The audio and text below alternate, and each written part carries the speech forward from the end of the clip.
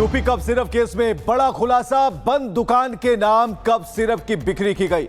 उन्नाव में 1 साल पहले ही मेडिकल स्टोर बंद हुआ था और उसी बंद मेडिकल स्टोर के नाम पर एक बड़ा रैकेट काम कर रहा था। यूपी कफ सिरप केस में एक बड़ा खुलासा हम आपको बता रहे हैं। बंद दुकान के नाम पर कफ सिरप की बिक्री की गई।